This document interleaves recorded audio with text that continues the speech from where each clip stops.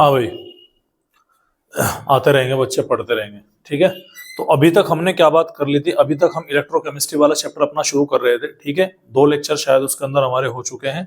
और पहले वाले लेक्चर में हमने क्या देखा था? पहले वाले लेक्चर में हमने डिफरेंस बिटवीन इलेक्ट्रोलाइटिक और गैल्वेनिक सेल देखा, उसका इंट्रोडक्शन लिया। हमने देखा इलेक्ट्रोलाइटिक सेल क्या होता है, गैल्वेनिक सेल क्या होता है, इलेक्ट्रोलाइटिक सेल में एनोड किधर होता है, एनोड टर्मिनल कैसा होगा, कैथोड कैसा होगा, उनके बीच का डिफरेंस के बारे में हमने बात करी।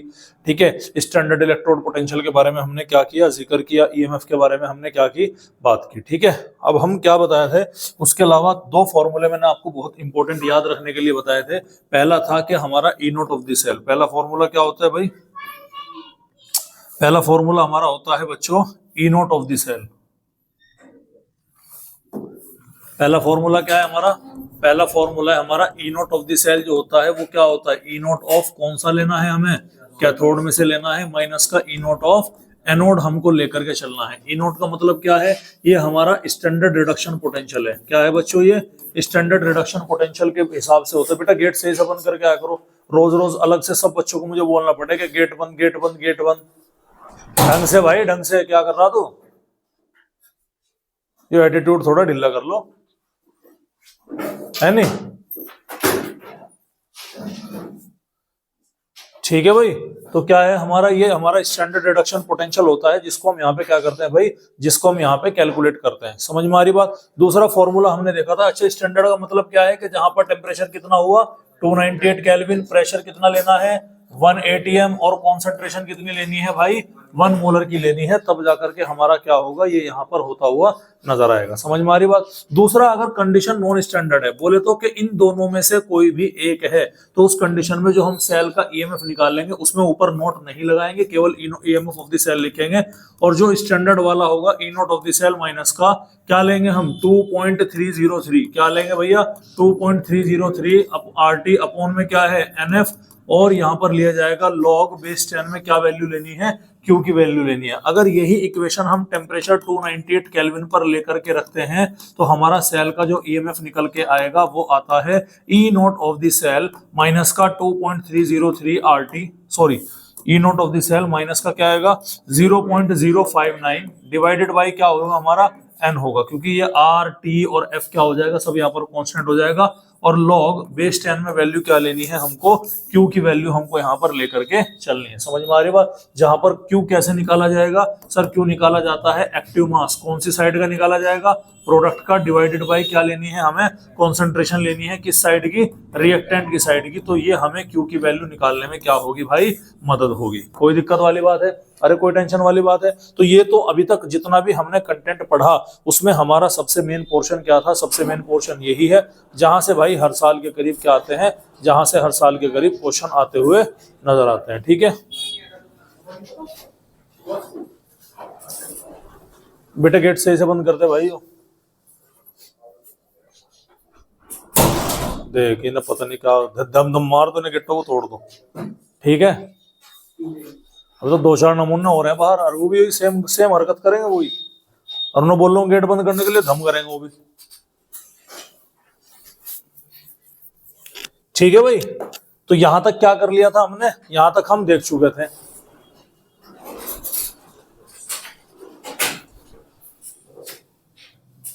देख करी वो हरकत।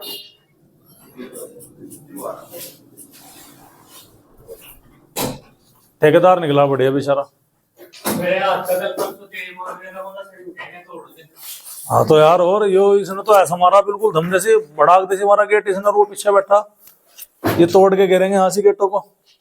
चलो भाई, यहां तक समझ में आ गई कहानी? तो ये हमने अपना क्या किया? 2 मिनट में हमने पिछला बेसिक क्या कर लिया भाई? रिवाइज कर लिया। अब एक और टर्म आती है, वो आती है Gibbs free energy, delta G की वैल्यू, जिसको मैंने आपको बताया था कि डेल्टा जी की वैल्यू नेगेटिव होती है। किसके लिए? स्पॉन्टेनियस रिडॉक्स रिएक्शन के लिए। और डेल्टा जी की वैल्यू क्या होती है भाई? पॉजिटिव होती है। किसके लिए? जो हमारी रिएक्शन नॉन स्पॉन्टेनियस होती है। आरुषि गेट भाई साहब, मैं गेट तोड़ के गिर दो इन्हें, मैं हटा दूं इन्हें गेटों को, बता रहा। देख हटाई दू, और फिर मर गई ठंड में। इनसे हैं भाई साहब, और कहीं से रुक रही बेटे? अगर मैं गेट खोल के पढ़ाने लग जाऊं तो मैं दम निकल जाएगा। सबसे पहले तुम्हें वो सर हमें ठंड में मार दिया, ये वो फलाना है, बदतमीज। इधर आओ भाई, चलो भाई इधर ध्यान दो, बस बातें बंद। तो एक और टर्मिनोलॉजी यहां पर आती है, एक चीज के ऊपर कभी कभी क्वेश्चन आ जाता है, ठीक है, और वो चीज क्या है, वो चीज है गिब्स फ्री एनर्जी। तो दो तरह से निकलेगी। अगर आपके स्टैंडर्ड सेल के लिए है तो delta G naught is equal to क्या आ जाएगा, माइनस का N F E note of the cell. समझ में आ रही बात। और अगर नॉन स्टैंडर्ड कंडीशन पर है तो डेल्टा जी की वैल्यू क्या आ जाएगी, N F E M F of the cell. दोनों फॉर्मूले सेम है कि नहीं है, बस डिफरेंस किस चीज का है कि ये कब निकलना है, जब कंडीशन हमारी स्टैंडर्ड होगी। जब भी मैं बोलूं कि स्टैंडर्ड गिव्स फ्री एनर्जी है तब आपको standard EMF of the cell लेना है। जब भी बोला जाए कि नॉन स्टैंडर्ड कंडीशन है तब आपको फॉर्मूला क्या लेना है, ये वाले लेना है, जहां पर एन की वैल्यू क्या होगी, आपके नंबर ऑफ इलेक्ट्रॉन होंगे। सॉरी, माइनस का साइन भी लगाना मत भूलिएगा, ठीक है। एफ का मतलब क्या होता है, फेराडे, जिसकी वैल्यू होती है, एक फेराडे की वैल्यू कितनी होती है भैया, 96500 कूलम। इतना चार्ज एक फेराडे के अंदर होता है। समझ में आ रही बात। और ई क्या होता है यहाँ पर, ईएमएफ ऑफ द सेल होता है। अब यहाँ से दो क्वेश्चन आपको दे दिए जाएंगे। आपको क्वेश्चन दिया जाएगा और पूछा जाएगा कि सेल यहाँ पर काम करेगा कि नहीं करेगा। क्या बोला मैंने, सेल यहाँ पर काम करेगा कि नहीं करेगा, ठीक है। तो ये आपको देखना है। अभी ध्यान से सुनिएगा। अगर सेल का ईएमएफ ऑफ द सेल, मैं कोई से फॉर्मूला ले लो, अगर मेरा सेल का ईएमएफ ऑफ द सेल की वैल्यू मेरी निगेटिव हुई, ध्यान से सुनिएगा, अगर मेरी ये वैल्यू क्या आ रही है, निगेटिव आ रही है, तो इस निगेटिव वैल्यू को जब इस पूरी वैल्यू में पुट करूंगा तो क्या यहाँ पर डेल्टा जी की वैल्यू पॉजिटिव आएगी कि नहीं आएगी, देख करके बताओ भाई। अरे डेल्टा जी की वैल्यू पॉजिटिव आएगी। यानी अगर मेरा ईएमएफ ऑफ द सेल कैसा आ रहा है, निगेटिव आ रहा है, तो निगेटिव मैं कहां रखूंगा, यहां पर पुट करूंगा ना, करूंगा। और जब मैं निगेटिव यहां पर पुट करूंगा तो वो निगेटिव का साइन इस निगेटिव से मल्टीप्लाई करके पॉजिटिव होगा। भाई नंबर ऑफ इलेक्ट्रॉन भी पॉजिटिव है, फेराडे की वैल्यू भी पॉजिटिव है, तो ओवरऑल डेल्टा जी की वैल्यू क्या निकल के आएगी भाई, पॉजिटिव निकल के आएगी। हाँ है ना, समझ में आ रही बात। अच्छा, दूसरा केस क्या है, दूसरा केस मेरा यह है कि अगर मैं यहाँ पर ईएमएफ ऑफ द सेल हमारा कैसा ले लेता हूं भैया, पॉजिटिव ले लेता हूं। कैसा ले लेता हूं, पॉजिटिव ले लेता हूं। तो अगर मैंने यहाँ पर वैल्यू पॉजिटिव रखी तो ओवरऑल वैल्यू कैसी आएगी, निगेटिव आएगी। तो डेल्टा जी की वैल्यू यहाँ से कैसी निकल कर आएगी भाई, निगेटिव आएगी। तो क्वेश्चन पूछा जाता है कि आपका सेल काम करेगा कि नहीं करेगा। जब आपके डेल्टा जी की वैल्यू क्या है, पॉजिटिव है, तब आपका सेल विल वर्क। सेल क्या करेगा भाई, आपका काम करेगा। और अगर डेल्टा जी की वैल्यू क्या बन रही है, नेगेटिव आ रही है, तो यहाँ पर सेल क्या होगा, cell will not be work, ठीक है। सेल क्या नहीं करेगा, यहाँ पर काम करता हुआ नजर नहीं आएगा। तो ये वैल्यू आपको क्या रखनी है भैया, ये चीज आपको यहाँ पर ध्यान रखनी है। अरे कोई दिक्कत वाली बात है भाई, बोलो कोई दिक्कत वाली बात है, ठीक है भाई, कोई दिक्कत वाली बात है क्या, कोई दिक्कत। तो यहाँ पर जो था हमारा इलेक्ट्रोलाइटिक पोर्शन वाला चीजें क्या होती है, यहाँ पर पूरी होती है। मतलब गैल्वेनिक सेल वगैरह जो हमने यहाँ पर देखा, बेसिकली सारी कैलकुलेशन किससे रिलेटेड होती है, गैल्वेनिक सेल से रिलेटेड होती है, जिसमें एक्सटर्नल सोर्स ऑफ एनर्जी हम यहाँ पर नहीं लगाते हैं, ठीक है। अब नेक्स्ट हम बात करते हैं इलेक्ट्रोलाइटिक सॉल्यूशंस के रिगार्डिंग कुछ कैलकुलेशंस होती हैं, ठीक। तो चलिए अब आज हम बात करने वाले हैं इलेक्ट्रोलाइटिक सॉल्यूशन से रिलेटेड कुछ इंपॉर्टेंट टर्मिनोलॉजीज की। सबसे पहली जो टर्म हम यहाँ पर पढ़ेंगे वो पढ़ेंगे बेटा कंडक्टेंस। क्या पढ़ेंगे बच्चों, कंडक्टेंस। कंडक्टेंस को रिलेट करते हैं, डिनोट करते हैं कैपिटल जी से। किससे डिनोट किया जाएगा भाई, कैपिटल जी से, ठीक है। अच्छा, आपने फिजिक्स के अंदर एक टर्म पढ़ा होगा जिसका नाम क्या है, रेजिस्टेंस। पढ़ा क्या, क्या होता है रेजिस्टेंस, डिनोट करते हैं कैपिटल आर से। क्या होता है रेजिस्टेंस, कोई बता सकता है क्या। करंट इलेक्ट्रिसिटी आपके 12th क्लास में टॉपिक है, टॉपिक है, पूरा का पूरा ओम्स लॉ है। तो बताओ, चलो देखते हैं, बोलो बोलो।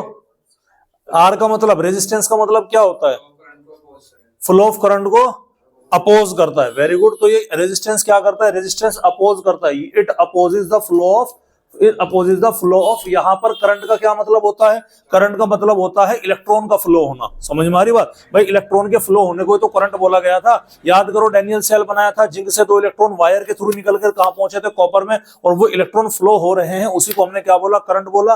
तो अपोज करता है फ्लो ऑफ किसको भाई, इलेक्ट्रॉन को। तो वो क्या है, आपका रेजिस्टेंस है। तो कंडक्टेंस का मतलब क्या हो गया कि जो सपोर्ट करता है। समझ में आ रही बात, जो क्या करेगा, सपोर्ट करेगा। किसको सपोर्ट करेगा, इलेक्ट्रॉन के फ्लो होने को। भाई रेसिप्रोकल हो गया क्या। तो क्या मैं बोल सकता हूं कि conductance is reciprocal of resistant. बोलो भाई, बोलो, रेसिप्रोकल किसका हो गया, रेजिस्टेंस का हो गया कि नहीं हो गया। अच्छा बताओ, अगर रेजिस्टेंस की वैल्यू आर है तो रेजिस्टेंस का रेसिप्रोकल 1/r हुआ कि नहीं हुआ। और ये वैल्यू किसकी होती है, ये वैल्यू जी की होती है। जी बोले तो कंडक्टेंस, यानी conductance is reciprocal of resistance. कोई दिक्कत वाली बात है। अच्छा, आर की यूनिट मालूम है क्या आपको, क्या होती है, ओम होती है। अबे ये भी नहीं पता भाई, 12th क्लास में हो, क्या कर रहे तुम, बोर्ड के पेपर नहीं देने।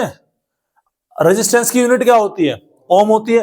तो अगर मैं यहाँ पर रेजिस्टेंस की यूनिट रखता हूं 1/ओम, तो थोड़ी सी अगर मैथ्स आपको आती होगी, क्या ये ओम इनवर्स नहीं बन जाएगा? क्या बनेगा? ओम इनवर्स को मैं लिख सकता हूं ओम का उल्टा। ओम का उल्टा अगर मैं लिख सकता हूं, क्या लिख सकता हूं? MHO उल्टा करके लिख दिया।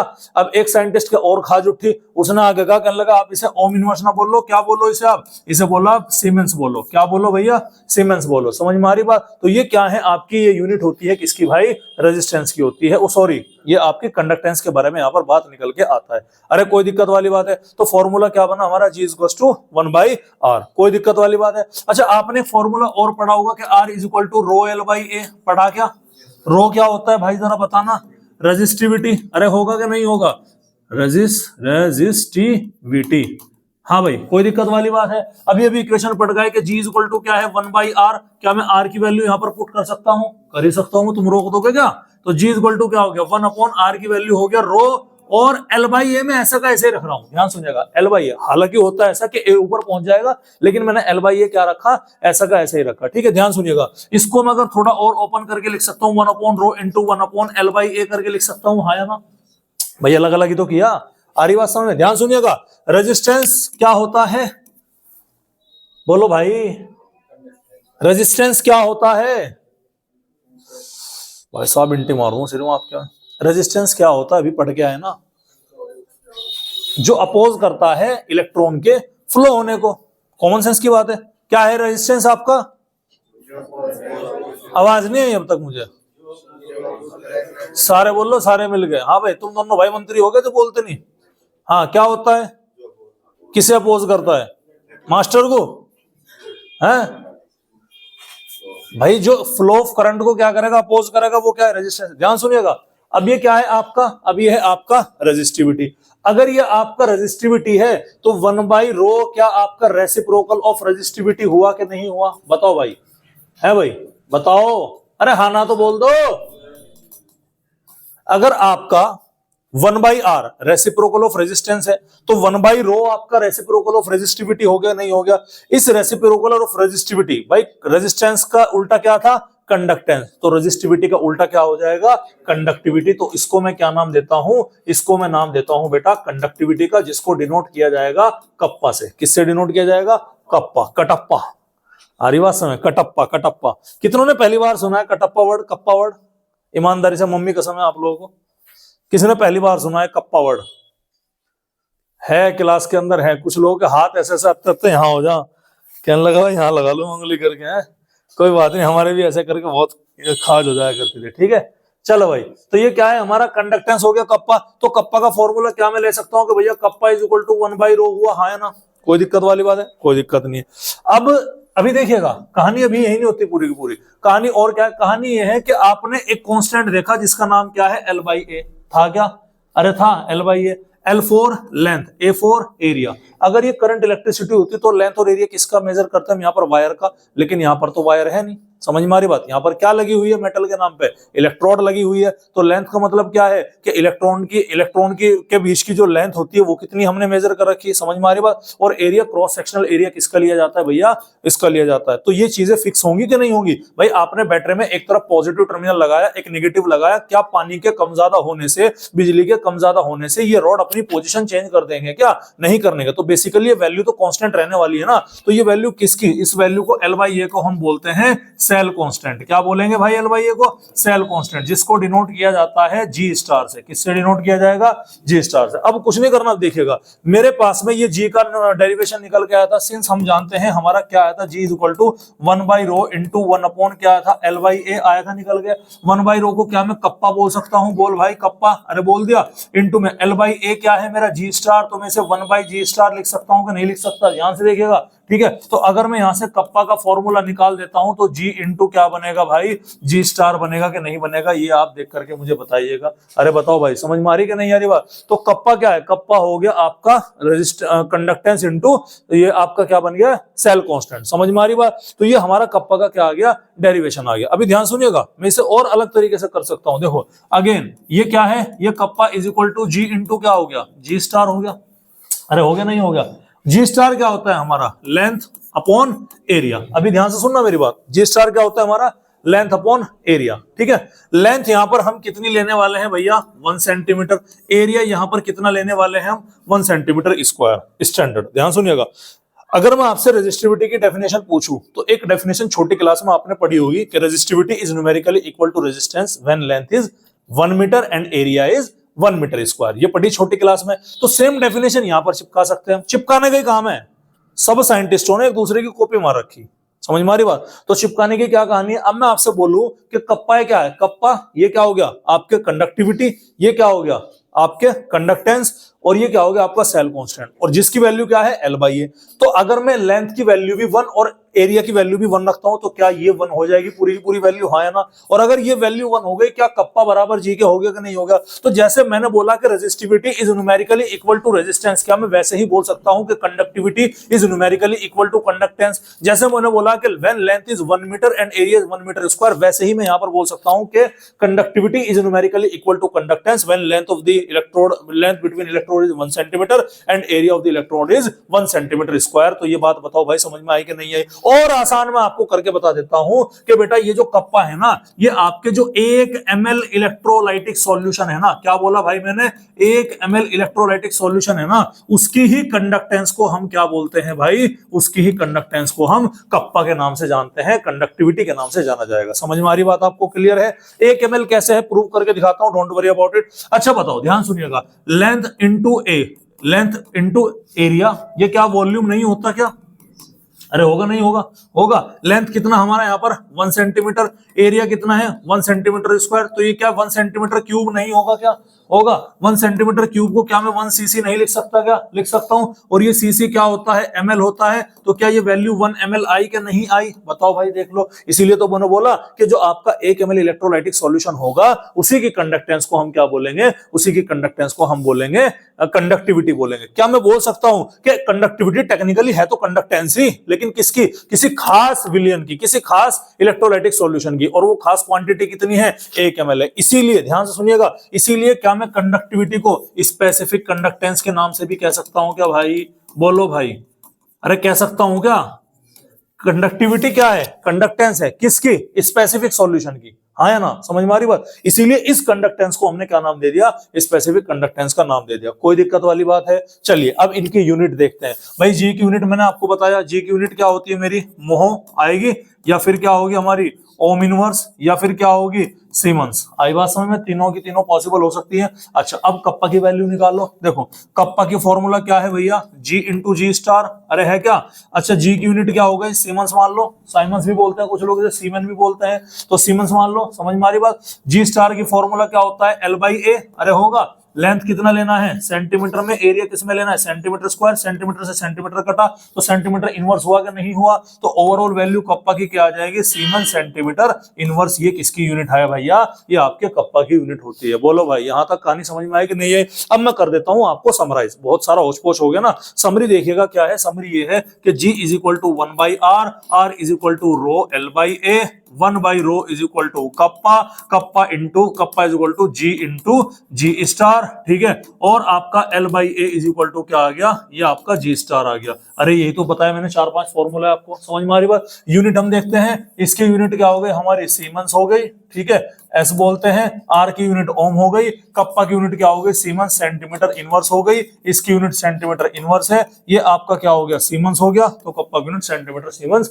इनवर्स इस तरह से निकल के आ जाती है। समरी है, और यही तो पढ़ा रखा ये इस पूरे के पूरे पेज में बेटा, जो साइड में यहाँ पर आपके पीछे लिखा हुआ है, ये इसी की एक्सप्लेनेशन है। समझ में आ रही बात आपको। तो ये पूरा का पूरा एक्सप्लेनेशन कि कंडक्टेंस ऑफ इलेक्ट्रोलाइटिक सॉल्यूशन के बारे में और उसकी यूनिट्स के बारे में सारी चीजें हमने यहाँ पर क्या कर दी, समझा दी। ध्यान से सुनिएगा, 1 mole electrolytic solution, sorry 1 ml electrolytic solution की कंडक्टेंस को हम क्या बोलते हैं, कप्पा। ये पॉइंट इंपॉर्टेंट है, याद रखिएगा। तो कप्पा क्या है हमारा, सर कप्पा होता है कि 1 ml इलेक्ट्रोलाइटिक सॉल्यूशन, 1 ml जो आपका इलेक्ट्रोलाइटिक सॉल्यूशन है, उसकी क्या होगी, उसकी जो कंडक्टेंस होगी, उसकी कंडक्टेंस को कप्पा कहेंगे। क्या बोलेंगे भाई, उसकी कंडक्टेंस को कटप्पा कहेंगे। बोलो भाई यहां तक कहानी समझ में आई कि नहीं आई। तो ये था हमारा किसके बारे में, ये था हमारा कंडक्टेंस के बारे में। कोई दिक्कत वाली बात है, पीवाईक्यू दे दो, 2-4 क्वेश्चन करा देता हूं, आपको समझ में आ जाएगा कि कैसे क्वेश्चन यहां से आते हैं। ला भाई कोई पीवाईक्यू दे दो, कोई बच्चा अपना जल्दी दे दो भाई।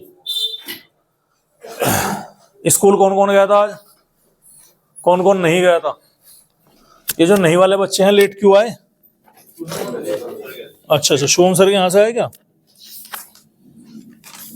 हाँ भाई, टॉपिक नंबर 2 है conductance of electrolytic solution. Electrolytic solution या आयनिक सॉल्यूशन दोनों एक ही होते हैं, याद रखिएगा। ठीक है भाई, किसी का फोन बज रहा?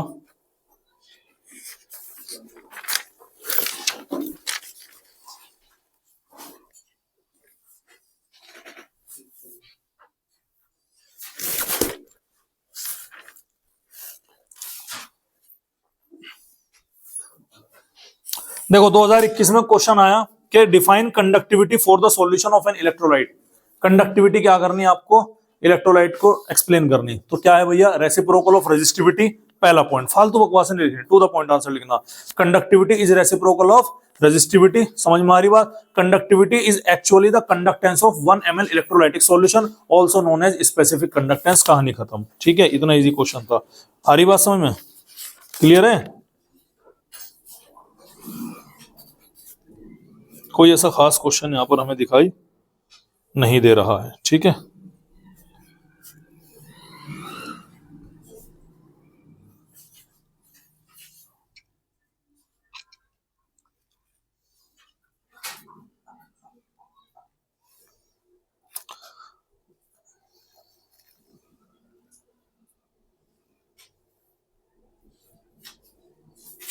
चलो एक क्वेश्चन आया हुआ है हमारा 2024 में, लेटेस्ट आया है, तो उसको हम देख करके समझने की कोशिश करते हैं। क्वेश्चन क्या गिवन है मैं पढ़ के बता देता हूं कि resistance of a conductivity cell, कोई भी एक सेल है, कंडक्टिविटी सेल है, filled with 0.2 mole per litre KCL solution, यानी कि उसके अंदर क्या भरा हुआ है? 0.2 मोल पर लीटर का केसीएल का सॉल्यूशन भरा हुआ है। उसका जो रेजिस्टेंस गिवन है वो कितना गिवन है भैया? आपको आर की वैल्यू गिवन है 200 ओम। कितना गिवन है भैया? 200 ओम गिवन है। ठीक है, क्वेश्चन कहा गया कि if the resistance of the same cell, अगर उस सेल का रेजिस्टेंस जिसकी कॉन्सेंट्रेशन कितनी हो गई 0.05 मोल पर लीटर हम कर देते हैं, तो उस कंडीशन में हमारा क्या हो जाता है? आर डैश हो जाता है 620 ओम के करीब हमारा निकल करके आएगा। नो सॉरी, अभी नहीं है, तो मोलर कंडक्टिविटी में होगा भाई। अभी रुक जाओ, मोलर कंडक्टिविटी भी पढ़ाया नहीं मैंने, वेट करो 1 मिनट, इसके बाद में जस्ट अभी मोलर कंडक्टिविटी कराने वाला हूं आपको।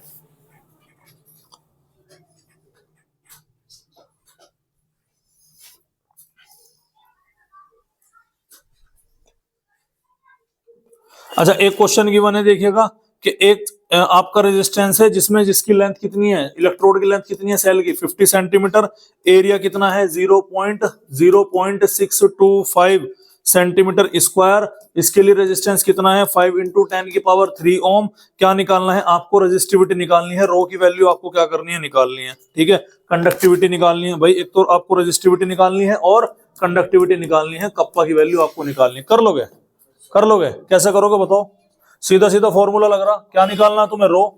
रो निकालने के लिए क्या चाहिए? आर इक्वल टू क्या है भाई? रो एल बाई ए। अबे यही तो है। तो रो की वैल्यू क्या हो जाएगी? RA/L है भाई, हो जाएगी। रो की वैल्यू राल होगी नहीं होगी? तो आर क्या है यहाँ पर? 5 × 10⁻³। एरिया कितना है? अब यूनिट चेक कीजिएगा, ये सेंटीमीटर में है तो ये भी क्या है? सेंटीमीटर में। एरिया कितना हो गया? इनटू में 0.625 डिवाइडेड बाई लेंथ कितना हो गया? 50। आ रही बात समझ? मैंने कल क्या सिखाया था कि पॉइंट हटाएंगे तो 3 की 3 जीरो क्या हो जाएगी? यहाँ से कट हो जाएगी। आप बोलोगे है सर कल तो आपने जोड़ा था। अबे देखो, मैंने बोला कि 0.625 अगर मैं पॉइंट हटाऊंगा तो 10⁻³ से मल्टीप्लाई करूंगा। समझ में आ रही बात आपको? लेकिन अगर कहीं पर आपको ऐसे लिखा हुआ है कि 0.625 × 10⁻³ तो ये पॉइंट हटा करके आप इसे काट सकते हैं। समझ में आ रही बात आपके? क्लियर है? सिंपल है, छोटी क्लास का मैथ्स है, मैथ्स की इश्यू है, तो इस पे भी थोड़ा सा आपको क्या करना है भाई? काम करना है। कोई दिक्कत वाली बात है? तो हो गया। अच्छा, ये आ गया आपका, ये क्या हो गया? 5 × 50। अरे आ गया। और ये क्या आंसर आ गया? 62.5 निकल के आ गया। किसकी वैल्यू है? ये रेजिस्टिविटी की वैल्यू है। अरे हो गई कि नहीं होगी? क्या निकालना? कप्पा भी निकालना। तो कप्पा इक्वल टू क्या हो गया सर? कप्पा इक्वल टू हो गया 1/रो। अरे हो गया क्या? 1/रो में क्या आ गया? 1/62.5। ये किसकी वैल्यू आ गई हमारे? ये हमारे कप्पा की वैल्यू आ गई।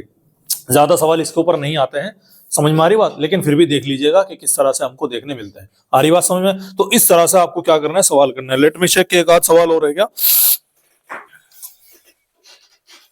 मोलर कंडक्टिविटी के ऊपर आए हुए हैं वैसे।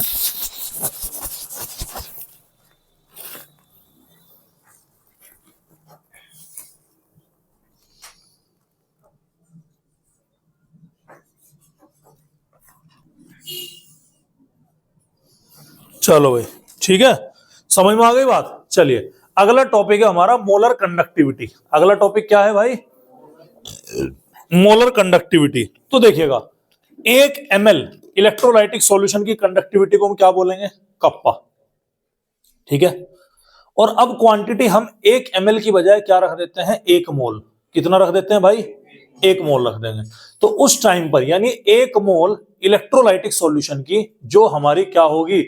कंडक्टेंस होगी। क्या बोला मैंने? कि 1 मोल इलेक्ट्रोलाइटिक सॉल्यूशन की जो कंडक्टेंस होती है उसी को हम क्या बोलते हैं? या 1 मोल इलेक्ट्रोलाइटिक सॉल्यूशन की जो कंडक्टिविटी होती है उसी को हम क्या बोलते हैं भाई? उसी को हम बोलते हैं मोलर कंडक्टिविटी। अब नाम से पता लग रहा ना, मोलर मतलब मोल से रिलेटेड है। समझ में आ रही बात? और इसका सीधा सीधा फॉर्मूला आपको क्या रखना है? फॉर्मूला सीधा सीधा आपको क्या रखना, ध्यान रखना, कहीं कोई डेरिवेशन नहीं। पेन कहाँ रख दिया मैंने?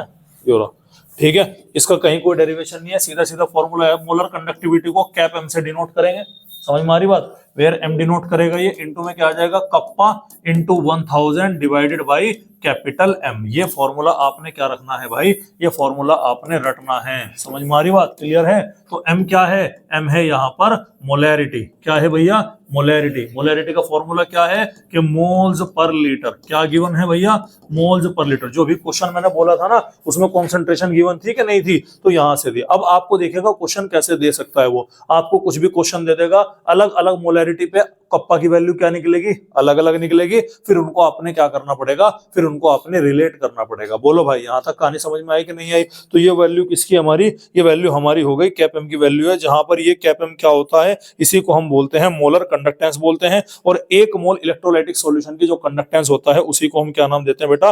मोलर कंडक्टेंस के नाम से जाना जाएगा। ठीक है, अच्छा अगर मैं यहां से मोलर कंडक्टेंस में और मोलैरिटी में रिलेशन निकालू तो रेसिप्रोकल आएगा कि नहीं आएगा? इनवर्सली प्रोपोर्शनल आएगा। मतलब अगर किसी की तुम मोलैरिटी बढ़ाओगे, मोलैरिटी मतलब कॉन्सेंट्रेशन बढ़ाओगे, तो कैप एम मोलर कंडक्टेंस की वैल्यू क्या होगी भाई? कम होगी। पॉइंट समझिएगा क्या है? किसी की कॉन्सेंट्रेशन बढ़ाओगे या फिर किसी की कॉन्सेंट्रेशन घटाओगे। कॉन्सेंट्रेशन कब घटेगी? जब आप उस सॉल्यूशन को डाइल्यूट करोगे। समझना मेरी बात को, यहां से बहुत काम की बात निकलेगी। यानी कि जब आप क्या करोगे? किसी सॉल्यूशन को डाइल्यूट करोगे। ध्यान से सुनिएगा। तो मैंने मोलैरिटी क्या कर दी? डिक्रीज कर दी। तो क्या कैप एम की वैल्यू इंक्रीज होगी कि नहीं होगी? मोलैरिटी डिक्रीज कब होगी? सर जब मैं वहां पर डाइल्यूशन कर देता हूं। क्या कर देता हूं? डाइल्यूशन कर देता हूं। डाइल्यूशन का मतलब क्या है? कि उस सॉल्यूशन में वाटर का क्या होता है? एडिशन होने लगता है। अच्छा मुझे एक बात बताओ, घर में थोड़े दिन के बाद में बैटर में पानी डालते हो कि नहीं डालते हो? अबे डालते हो। घर के अंदर पानी डाला जाता है ना। क्यों डाला जाता है? क्योंकि पानी डालने पर आप वहां पर क्या कर रहे हो? डाइल्यूशन कर रहे हो।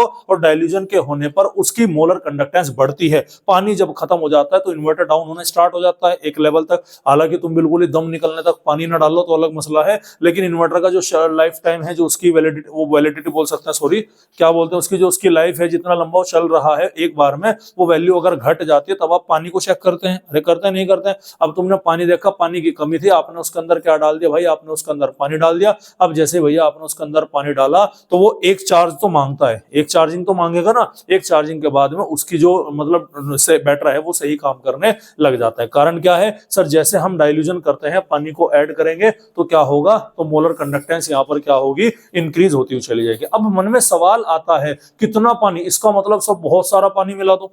समझ में आ रही बात? बहुत सारा पानी मिला दो, यानी कि अगर मैंने मान लो पानी मिलाया तो कंडक्टेंस बढ़ी, और मिलाऊंगा तो और बढ़ेगी, और मिलाऊंगा तो और बढ़ेगी। कब तक? एक लेवल तक। एक लेवल ऐसा आ जाएगा, उसके बाद में आप कितना भी पानी मिला लीजिएगा, कितना भी आप उसके अंदर फिल्टर वाटर फलाना ढिकाना पानी बढ़िया करके मिला लो, उसकी अब मोलर कंडक्टेंस बढ़ने वाली नहीं है। और उसी सैचुरेशन पॉइंट को हम क्या बोलते हैं? लिमिटिंग मोलर कंडक्टेंस के नाम से जाना जाता है, या लिमिटिंग मोलर कंडक्टिविटी के नाम से जाना जाएगा। क्या बोला भाई मैंने? इसको हम क्या बोलेंगे? ये होगा हमारा मोलर कंडक्टिविटी। और मोलर कंडक्टिविटी के अलावा एक और टर्म हम यहां पर पढ़ने वाले हैं, वो क्या है? वो है बेटा हमारा लिमिटिंग मोलर कंडक्टिविटी। और ये आपको कब देखने मिलेगा? ये आपको तब देखने मिलेगा जब आपका क्या होगा? इनफाइनाइट डाइल्यूशन होगा। क्या होगा भाई? इनफाइनाइट डाइल्यूशन होगा। मतलब molarity tends to zero, concentration क्या हो जाएगी? Tends to zero. इतना पानी आप मिला चुके होंगे कि कंसंट्रेशन वहां पर क्या हो जाएगी?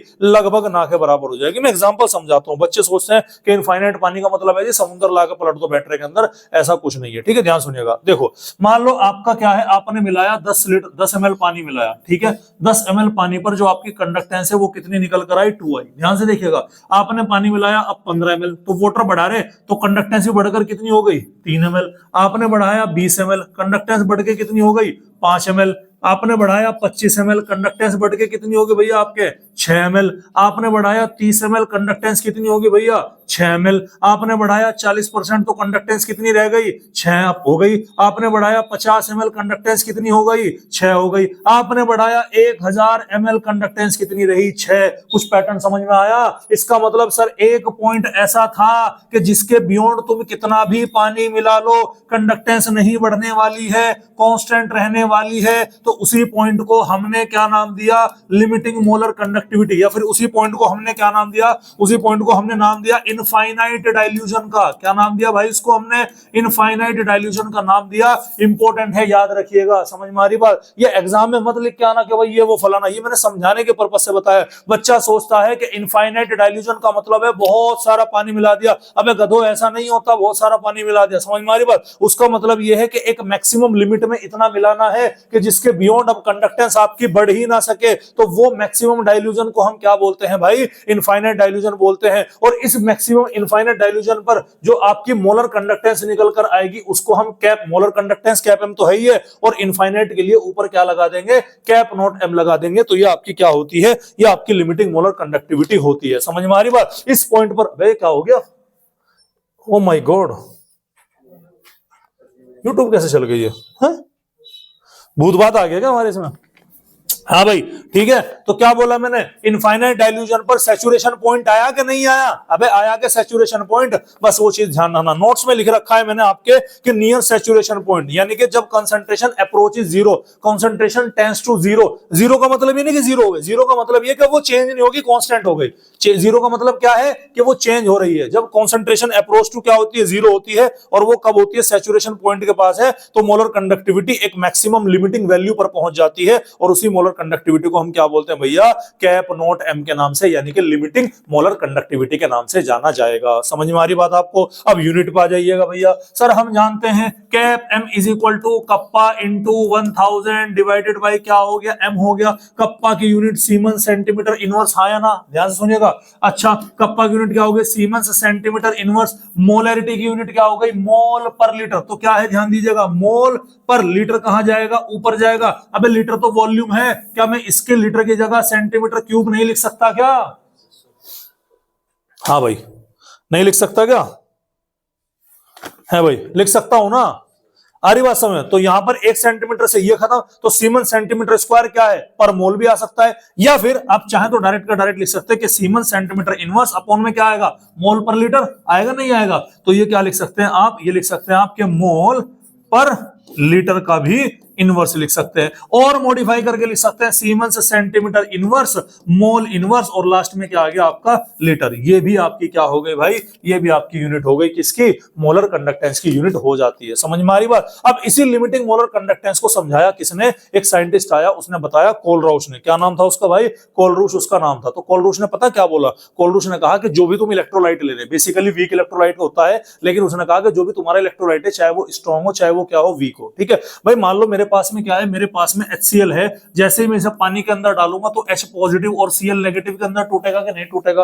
भाई इलेक्ट्रॉन के फ्लो होने से करंट फ्लो होगा, ये तो हम जानते हैं, लेकिन आयन के फ्लो होने से भी तो करंट फ्लो होगा ना। समझ रहे कि नहीं समझ रहे? क्लियर है? अभी ध्यान सुनिएगा। अब उसने कहा कि अगर मैं ओवरऑल टोटल सॉल्यूशन की मोलर कंडक्टेंस को कैलकुलेट करने चाहूं, ध्यान सुनिएगा, तो मुझे क्या करना पड़ेगा, मुझे उस सॉल्यूशन के कैटायन की मोलर कंडक्टेंस और उस सॉल्यूशन के एनायन की मोलर कंडक्टेंस का सब्मिशन करना पड़ेगा। समझ में आ रही? यानी कि इसके लिए अकॉर्डिंग टू कोलराउश क्या हो गया कि ये cap nought HCl is equal to क्या आ गया आपका, cap nought of H positive और साथ ही साथ cap nought of Cl negative, ये निकल कर आता है। यही आपका क्या है, यही आपका कोलराउश लॉ है। Kohlrausch law as it is रट लो, याद कर लो, पहले बता दे रहा हूं मैं बोल के दे देता हूं कि according to this law limiting molar conductivity of any electrolyte, किसी भी इलेक्ट्रोलाइट, चाहे वो स्ट्रॉन्ग हो चाहे वो, किसी भी इलेक्ट्रोलाइट की जो लिमिटिंग मोलर कंडक्टिविटी होती है इज द, ये लिमिटिंग किसी इलेक्ट्रोलाइट की वो क्या होगी, is the sum of their individual component. समझ में आ रही बात, जो हमारे क्या है इंडिविजुअल कंपोनेंट होते हैं, इंडिविजुअल कंट्रीब्यूशन होगा कैटायन का और एनायन का, उसके सम के क्या होगी भाई, उसके सम के बराबर होगी। तो ये क्या होता है आपका, ये होती है आपका कोलरूश लॉ। समझ में आ रही बात यहां पर आपके, अरे भाई क्लियर है, ठीक है। जैसे फॉर एग्जांपल मैं बोलूं कि मेरे पास में NaCl है, तो बताओ इसको कैसे तोड़ेंगे भैया, Na पॉजिटिव और Cl नेगेटिव, तो इसके लिए अगर मैं कैप NaCl निकालता हूं, मतलब क्या निकालता हूं, लिमिटिंग मोलर कंडक्टिविटी अगर मैं इसकी निकालूं तो ये किसके बराबर होगी, ये होगी cap nought of Na positive, यानी कैटायन की जो होगी लिमिटिंग मोलर कंडक्टिविटी, उसके में ऐड करेंगे किसको भैया, एनायन की लिमिटिंग मोलर कंडक्टिविटी को हम ऐड करते हुए क्या होंगे भाई, नजर आएंगे। बोलो भाई यहां तक कहानी समझ में आई कि नहीं आई। तो ये क्या था हमारा, ये था हमारा कोलरूश लॉ, जिसको हमने क्या कर लिया, कंप्लीट कर लिया। कोई दिक्कत वाली बात है। अब इसमें केवल एक लास्ट चीज बचती है, एक तो बचता है सेल वगैरह और एक बचते हैं इसके न्यूमेरिकल। तो इस चीज को बेटा हम क्या देखेंगे, इस चीज को हम देखेंगे कल के क्लास में। हमारा ये पोर्शन क्या हो जाएगा, पूरा हो जाएगा। ये यहां से जो नोट्स थे, ये पूरा का पूरा नोट्स मैंने आपको भेज दिया। सेल वाले नोट्स और बढ़ा दूंगा, क्योंकि पिछले 1-2 साल में सेल से भी क्वेश्चन आने स्टार्ट हो गए। पहले सेल से क्वेश्चन नहीं आते थे, 1-2 साल से अब आने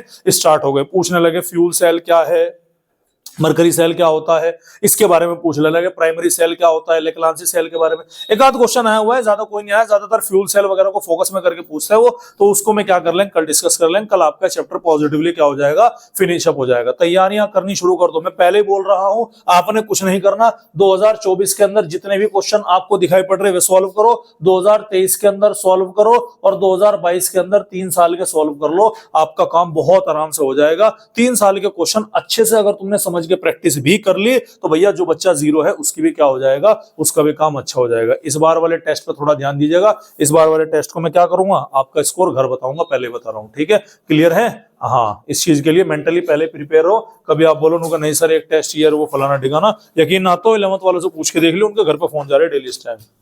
समझ में आ रहे बात। मुख्य समाचार आज के क्या हुए, समाप्त। हाँ भाई फीस दो, पहले मुझे फीस दो जरा, बाद में जाइए। बैठ जाओ शांति से। फीस कौन कौन